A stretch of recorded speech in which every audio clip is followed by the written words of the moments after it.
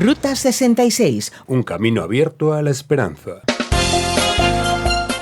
El mundo tiene tres tipos de personas: las que dejan que las cosas pasen, las que hacen que las cosas pasen y las que preguntan ¿qué ha pasado?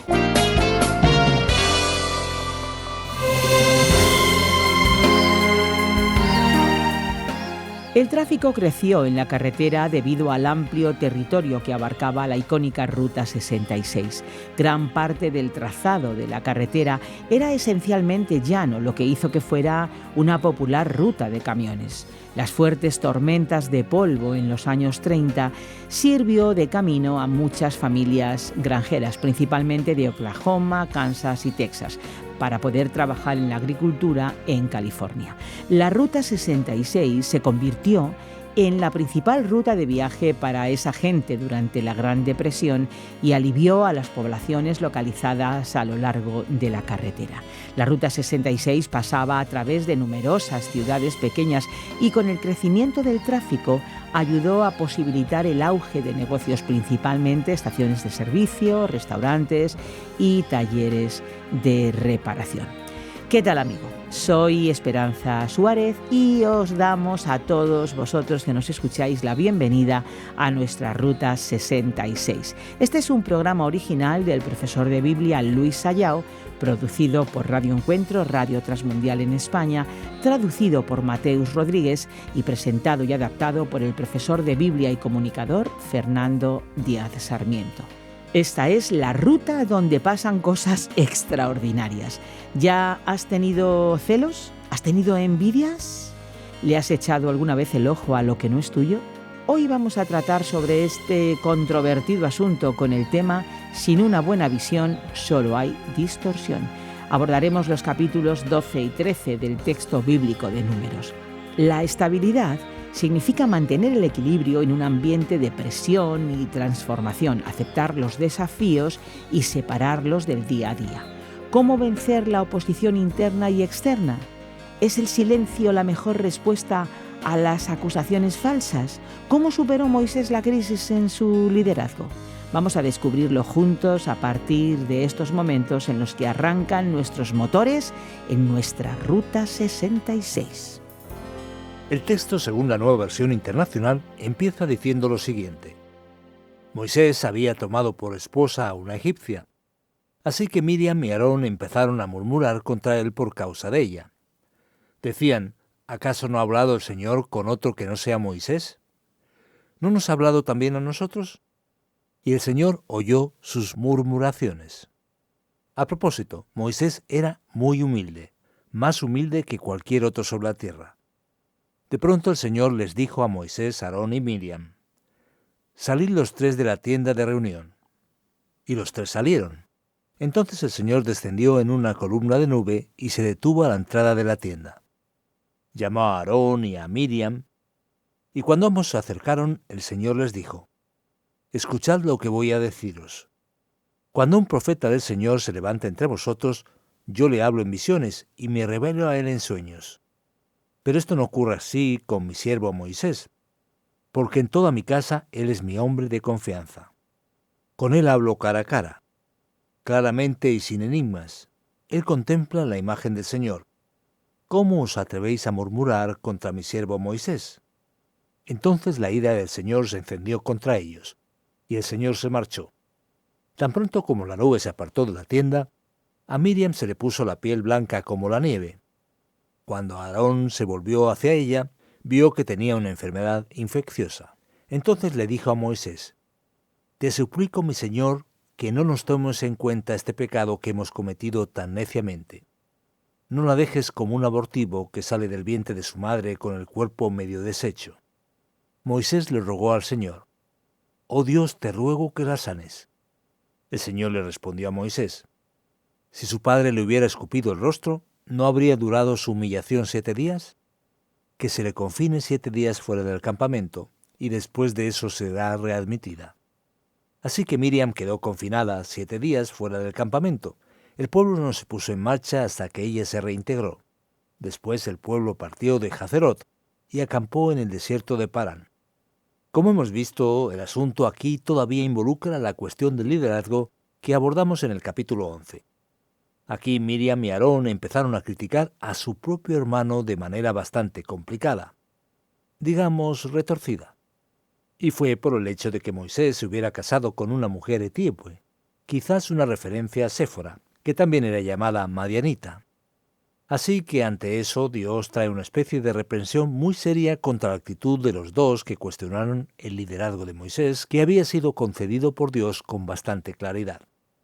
En consecuencia, Miriam se enfermó de lepra, una enfermedad de la piel muy seria, y quedó apartada hasta que cumpliese el periodo para que recibiera la sanidad.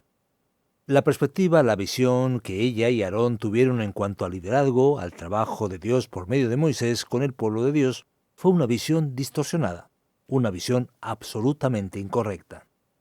Y siguiendo adelante, continuando en el capítulo 13, el pueblo ya está empezando a acercarse a la tierra de Canaán, y ellos tendrán una misión de reconocimiento de la tierra. La perspectiva de Miriam y Aarón estaba completamente equivocada. Veremos los hombres que se van de misión, y qué tipo de perspectiva ellos presentan. Leemos en la Nueva Versión Internacional que el Señor le dijo a Moisés: «Quiero que envíes a algunos de tus hombres a explorar la tierra que voy a entregar a los israelitas. De cada tribu enviarás un líder que la represente». De acuerdo con la orden del Señor, Moisés los envió desde el desierto de Parán. Todos ellos eran jefes en Israel, y entonces viene la lista de los 12 diferentes líderes de cada una de las tribus que fueron allí, a la misión de exploración.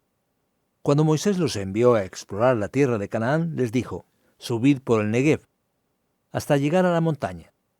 Explorad el país y fijaos cómo son sus habitantes, si son fuertes o débiles, muchos o pocos. Averiguad si la tierra en que viven es buena o mala, y si sus ciudades son abiertas o amuralladas. Examinad el terreno, y vean si es fértil o estéril, y si tiene árboles o no. Adelante, traed algunos frutos del país». Esa era la temporada en que maduran las primeras uvas. Los 12 hombres se fueron y exploraron la tierra, desde el desierto de Zin hasta Rehob, cerca de Lebo Hamat. Subieron por el Negev o Negev y llegaron a Hebrón, donde vivían Ahimán, Sesai y Talmai, descendientes de Anac. Es interesante notar que Hebrón había sido fundada 7 años antes que la ciudad egipcia de Zoán. Cuando llegaron al valle del arroyo de Escol, cortaron un sarmiento que tenía un solo racimo de uvas, y entre dos lo llevaron colgado de una vara. También cortaron granadas e higos. Por el racimo que estos israelitas cortaron, a ese lugar se le llamó Valle de Escol. Al cabo de 40 días, los 12 hombres regresaron de explorar aquella tierra.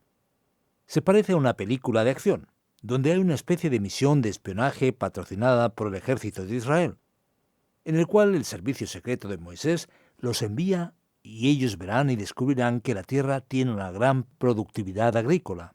Era una tierra, podríamos decir, bastante atractiva. Pero, ¿qué vamos a encontrar en esta peligrosa expedición aquí? A partir del versículo 26, leemos que volvieron a Cades, en el desierto de Parán, que era donde estaban Moisés, Aarón y toda la comunidad israelita, y les presentaron a todos ellos un informe, y les mostraron los frutos de esa tierra. Este fue el informe. «Fuimos al país que nos enviaste, y por cierto que allí abundan la leche y la miel. Aquí podéis ver sus frutos, pero el pueblo que allí habita es poderoso, y sus ciudades son enormes y están fortificadas. Hasta vimos anaquitas allí. Los amalecitas habitan el Negev, los hititas, jebuseos y amorreos viven en la montaña, y los cananeos ocupan la zona costera y la ribera del río Jordán». Caleb hizo callar al pueblo ante Moisés y dijo: «Subamos a conquistar esa tierra. Estoy seguro de que podremos hacerlo». Pero los que habían salido con él respondieron: «No podremos combatir contra esa gente. Son más fuertes que nosotros». Y comenzaron a esparcir entre los israelitas falsos rumores acerca de la tierra que habían explorado. Decían: «La tierra que hemos explorado se traga a sus habitantes y los hombres que allí vimos son enormes. Hasta vimos anaquitas. Comparados con ellos, parecíamos langostas y así nos veían ellos a nosotros». Mis queridos oyentes de nuestra Ruta 66, mirad qué cosa más sorprendente. Es la misma expedición, son los mismos hechos, la misma realidad, pero sin una buena visión no hay más que distorsión. Mientras Josué y Caleb tienen una visión positiva y llena de coraje, de valentía, que vemos claramente en el informe de Caleb, que dice seguramente venceremos, los demás, la mayoría, dice con bastante claridad, mirad, no hay posibilidades. Parece que allí todos juegan al baloncesto, al básquet. Son todos gigantes, todos son altos. Hemos visto gigantes. Parecíamos langostas cerca de ellos. Olvidémoslo. No podemos atacar a aquel pueblo. Es más fuerte que nosotros. Sabemos que cualquier cosa que se vaya a hacer en la vida se debe hacer con una visión correcta y adecuada. Vimos que el problema de Miriam y Aarón en el comienzo del capítulo 12 les hizo comenzar a ver a Moisés con otros ojos, con una visión distorsionada, una visión llena de prejuicio, envidiosa y celosa. Eso trajo serios problemas para su vida. Lo mismo ocurre con los hombres en la misión de reconocimiento. Unos ven la victoria del Señor. Los demás ven el tamaño de los gigantes entre sus enemigos. Aquí tenemos una gran lección que se desarrollará y seguirá por el libro de Números. Es muy importante prestar atención a aquello que está dirigiendo tu visión. Tú que nos escuchas en la radio, en una aplicación, en una página o sitio web, ¿cuál es el factor que determina tu visión? ¿Por qué ves las cosas como las ves? Recuerda, sin una buena visión, solo hay distorsión. Es muy importante aprender esta valiosa lección.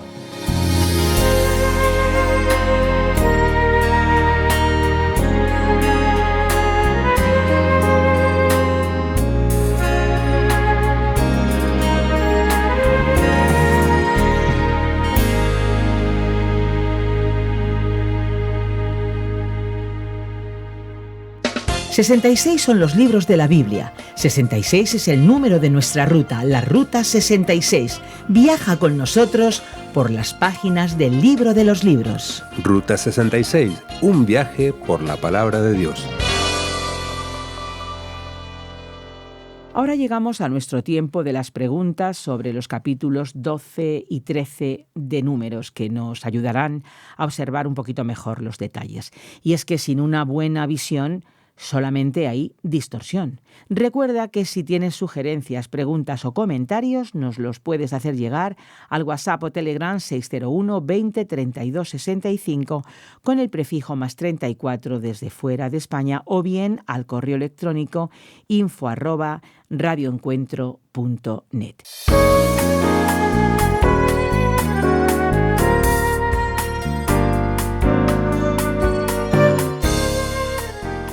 Me gustaría saber por qué se produjo el problema con la mujer de Moisés.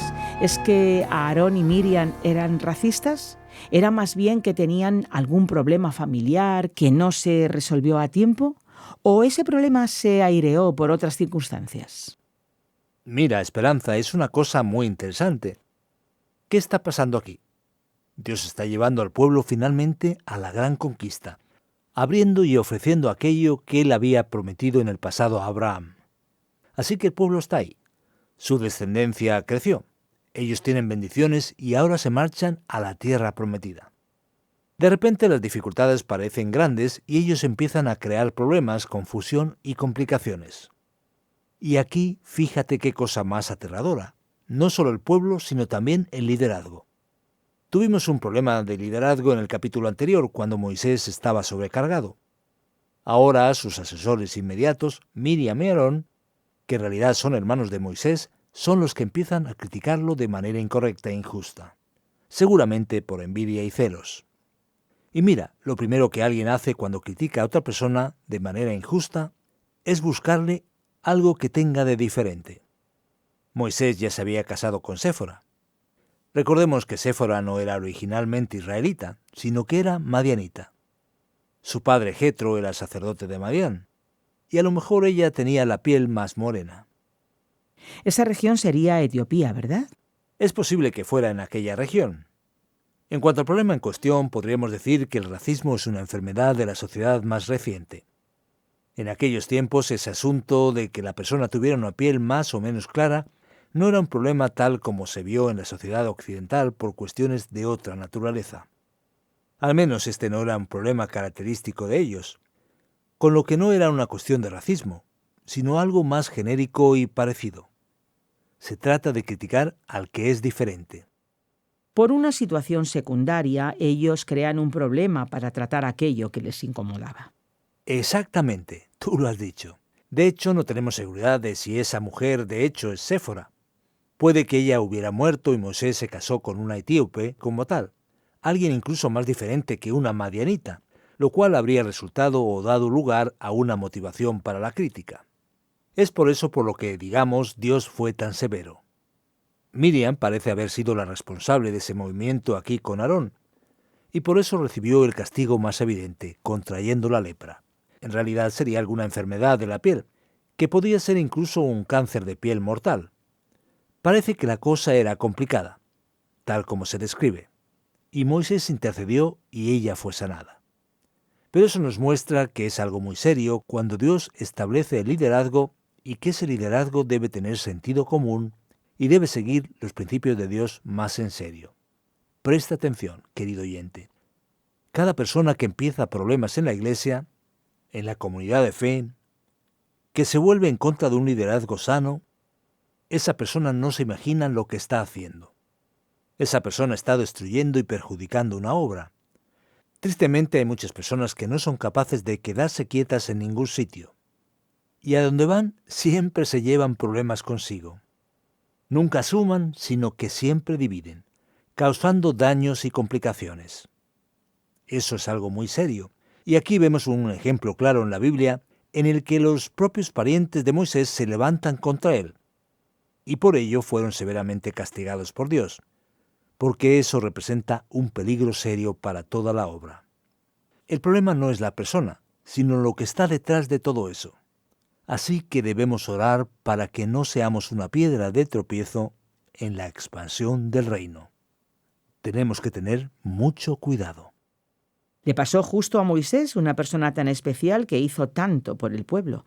Pero lo curioso es que en el versículo 3 del capítulo 12, aquí de Números, vemos que él se califica a sí mismo como una persona humilde, el más humilde. Y es que Moisés mismo es el autor de Números y de todo el Pentateuco, los 5 primeros libros de la Biblia. ¿Es esta su autobiografía? Vaya pregunta más complicada, Esperanza. Así no puede ser. Ya. Es que haces unas preguntas complicadas. Pero vamos allá. Vamos a por esta pregunta porque tenemos que mirarlo con detenimiento.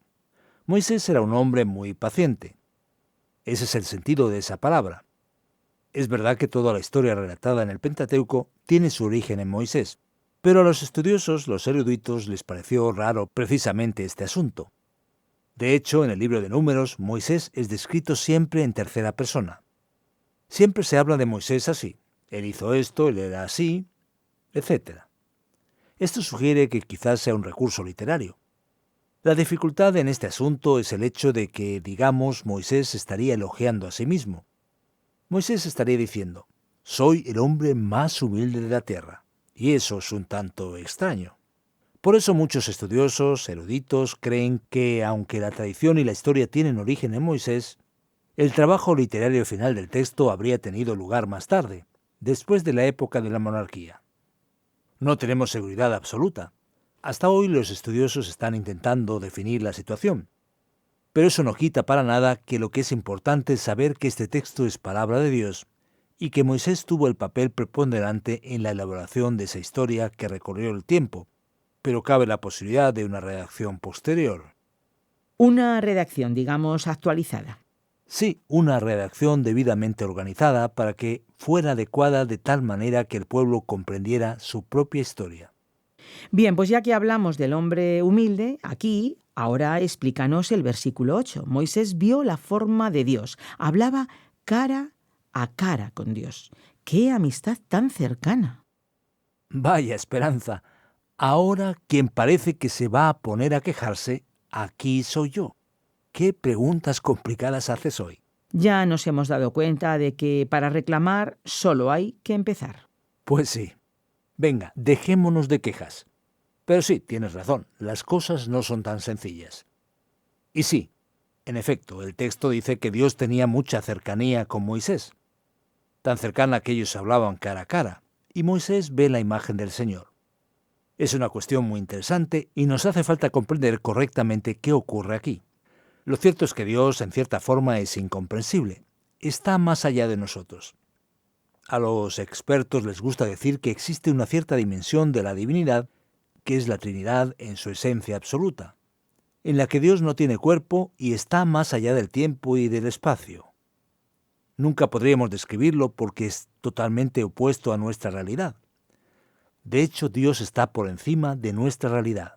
Ahora bien, cada vez que Dios se presenta y se manifiesta entre nosotros, digamos que Él se rebaja a nuestro nivel de comunicación. Por ejemplo, Jesús es Dios y Jesús tomó forma humana. Así que es posible, según los estudiosos, que el mismo Dios Padre adoptara una especie de forma en su comunicación con sus criaturas. Es posible que Dios, por ejemplo, se manifieste en el cielo en una cierta manera, con una cierta forma, aunque en su esencia Él es mucho más que eso, tal como se presenta con una forma específica en el Antiguo Testamento también. Así que puede ser, y esa es una cosa que planteamos aquí, aunque no tengamos la explicación concreta, que Dios realmente se manifieste de una forma que Moisés puede contemplar. Porque si Dios se manifestara en la totalidad de su esencia, nadie puede ni siquiera acercarse a Él. Es decir, Moisés tuvo que contemplarlo para comprenderlo de alguna manera. Eso es. Así que es una posibilidad razonable. Ahora bien, otros creen que esa forma quizás sea apenas una expresión antropomórfica comparándose con el ser humano. Pero parece que va un poco más allá en cuanto a lo que está describiendo. Hablando de grandezas, el capítulo 13 de Números habla de cosas grandiosas. Los espías pasean e investigan la tierra que tomarán. ¿De verdad había uvas grandes, hombres gigantes? ¿Qué clase de tierra de gigantes era esta que estaban viendo? ¿Podemos entenderlo en un sentido literal? ¿O es que Moisés o Josué aquí están siendo un tanto optimistas sobre lo que ellos ven? Pues bien, aquí no era la misión del espía 007, sino la de los 012, porque eran 12 espías. Y muchos estudiosos creen que aquí tenemos un recurso literario. ¿Por qué? Podemos preguntarnos. Porque dice, por ejemplo, que es una tierra de la que emana leche y miel. Es evidente que esa es una figura del lenguaje. O lo de que el racimo de uva era tan grande que eran necesarios 2 hombres para cargarlo. Por eso algunos creen que eso era una expresión que indicaba optimismo, que lo que hay es realmente algo maravilloso, pero que aquí se enfatiza aún más. Es como cuando decimos, esto ya lo repetí 1.000.000 de veces. Es una hipérbole. Posiblemente sea una hipérbole. Y al mismo tiempo ellos dicen, parecíamos langostas cerca de esos hombres, como si ellos tuvieran 6 metros de altura. Pero eso no es así. Por ejemplo, el famoso Goliat tenía en torno a los 2,90 metros, pero seguían siendo gigantes. ¿Pero qué es lo que el texto nos muestra? Nos muestran que dependiendo de según quien mire, las cosas cambian. Como están muertos de miedo, no quieren ir, y transforman hombres altos en seres que casi llegan hasta las nubes. Por lo tanto, en lo que el texto se está enfocando es en la diferencia de visiones, de perspectivas. Así que existe cierta literalidad y realidad, pero se está trabajando a partir de la visión. Por eso es por lo que tenemos que prestar mucha atención en quién habla y cuál es su motivación. Alguien lleno de miedo y alguien lleno de fe presentarán naturalmente discursos bien distintos. Mientras Josué y Caleb, como conocían al pueblo, sabían que era un pueblo hambriento, lo captaron, digamos, por el estómago. Ya ves, unas uvas así de grandes, increíble, la verdad. Gracias por cada una de las explicaciones. Ahora ya llega el turno de la aplicación de nuestra Ruta 66 para ti, querido amigo, querida amiga.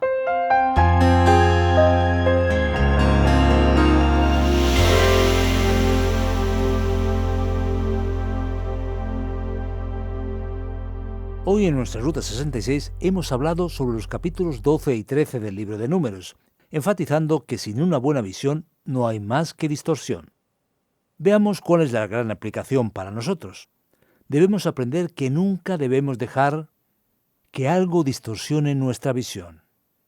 Es interesante prestar atención a que el mundo tiene 3 tipos de personas: las que dejan que las cosas pasen, las que hacen que las cosas pasen y las que preguntan ¿qué ha pasado? El pueblo de Dios consiguió logros por el poder de Dios, pero eso solo llegó a ser posible porque tuvieron una visión correcta. Yo te pregunto, mi amigo y querido oyente, ¿cómo está tu vida? ¿Te preguntas qué ha pasado? ¿No estás más que lleno de temores, incapaz de realizar nada? ¿Paralizado tal vez? Aquí la gran victoria, la promesa de Dios, solo era posible por medio de personas que tenían fe verdadera y podían ver más adelante. Quita de delante de tus ojos eso que tapa tu visión. Nunca permitas que nada distorsione tu visión, para que puedas aprender para vivir esta gran lección.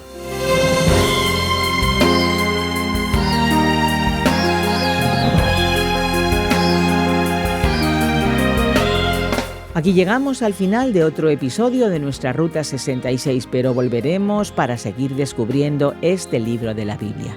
Si tú, querido amigo, quieres escuchar este programa de nuevo o alguno de los anteriores, lo puedes hacer a través de nuestra página web o en la página RTM 360, también descargando la aplicación RTM 360.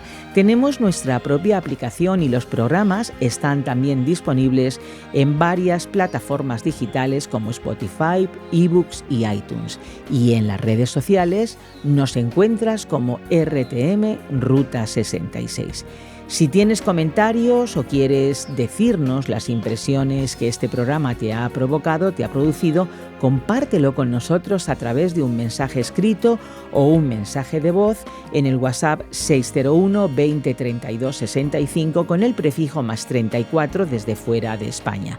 Y también lo puedes hacer utilizando el correo electrónico info@radioencuentro.net. Nos encantaría regalarte la guía comentario para que conozcas a fondo un poquito más la Biblia. Solicítala en estas vías que te acabo de decir y te la mandamos completamente gratis. Es un regalo. Estuvo en la parte técnica del espacio Andrés Ocampo y te acompañó Esperanza Suárez. Nos vamos, pero contamos contigo en nuestra próxima y particular Ruta 66. Un camino abierto a la esperanza. Un encuentro con el autor de la vida. Te esperamos.